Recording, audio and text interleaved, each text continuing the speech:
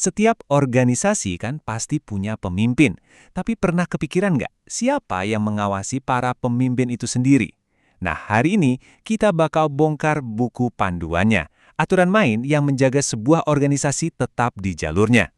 Coba deh bayangin, organisasi apapun, mau itu perusahaan tempat Anda kerja, komunitas hobi, atau bahkan organisasi kampus. Kalau pemimpinnya bikin keputusan, siapa sih yang berhak bilang, "Hei, tunggu dulu, ini bener nggak?" Siapa yang memastikan mereka tetap bertanggung jawab? Jawabannya ada di sebuah badan yang namanya Dewan Pengawas. Anggap aja mereka ini wasit dalam sebuah pertandingan.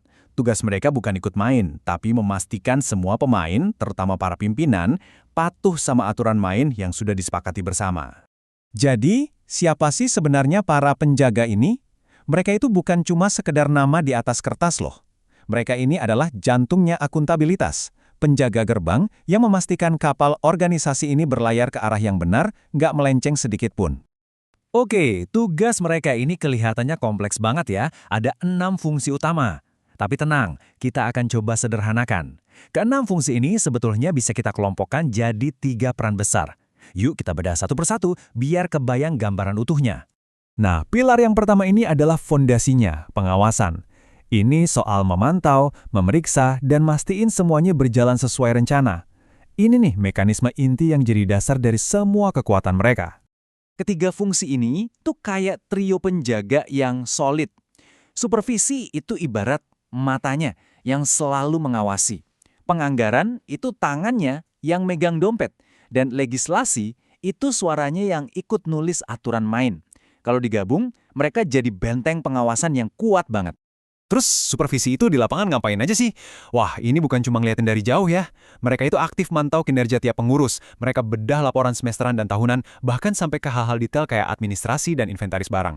Intinya, nggak ada yang bisa luput dari mata mereka. Nah, disinilah letak kekuatan mereka yang paling nyata. Uang.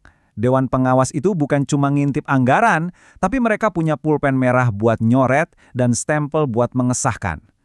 Tanpa tanda tangan mereka berdua sama ketua, nggak ada Rp1 pun yang bisa keluar. Ini yang bikin posisi tawar mereka jadi mutlak. Tapi tunggu dulu, tugas mereka tuh nggak cuma jadi polisi doang. Mereka juga berperan sebagai pembimbing. Yuk, sekarang kita lihat gimana caranya mereka beralih dari sekedar mengawasi menjadi sosok yang aktif ngasih arahan. Oke, di bagian kedua ini, kita lihat sisi lain dari dewan ini.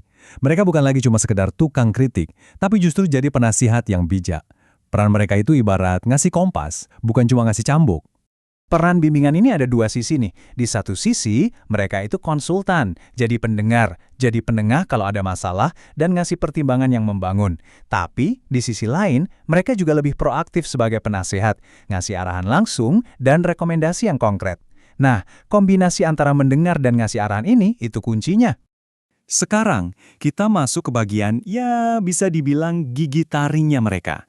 Apa yang terjadi kalau pengawasan dan nasihat tadi ternyata diabaikan? Disinilah kekuatan intervensi mereka mulai bermain. Jadi, gimana kalau semua langkah pencegahan tadi gagal? Kalau ada tanda-tanda penyimpangan atau aturan yang dilanggar, Dewan ini masih punya satu kartu truf terakhir. Lihat deh seberapa kuatnya mereka.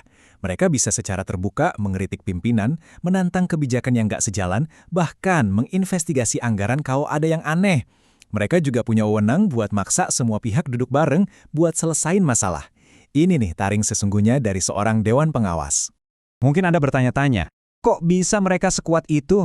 Nah, kekuatan mereka itu ditopang sama hak yang satu ini.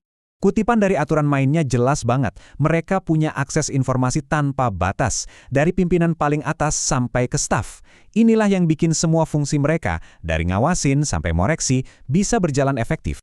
Oke, kita udah bedah semua fungsinya, dari yang ngawasin sampai yang bisa turun tangan langsung. Tapi, ayo kita mundur sebentar dan bertanya, kenapa sih semua ini penting banget? Jawabannya sebenarnya sederhana, tapi sangat mendalam. Ini semua tentang membangun fondasi kepercayaan. Pada akhirnya, semua mekanisme yang rumit tadi, supervisi, anggaran, nasihat, semuanya bermuara pada 3 pilar ini. Dewan Pengawas ada untuk menuntut akuntabilitas, menjaga transparansi, dan yang terpenting menjadi benteng terakhir integritas bagi seluruh organisasi. Nah, sebagai penutup, saya mau kasih satu pertanyaan buat Anda renungkan. Coba pikirkan lagi organisasi di sekitar Anda, Entah itu di tempat kerja, komunitas, atau bahkan di lingkungan rumah. Anda tahu nggak siapa penjaganya? Sistem apa yang ada di sana untuk memastikan semuanya berjalan adil dan benar? Coba direnungkan. Terima kasih.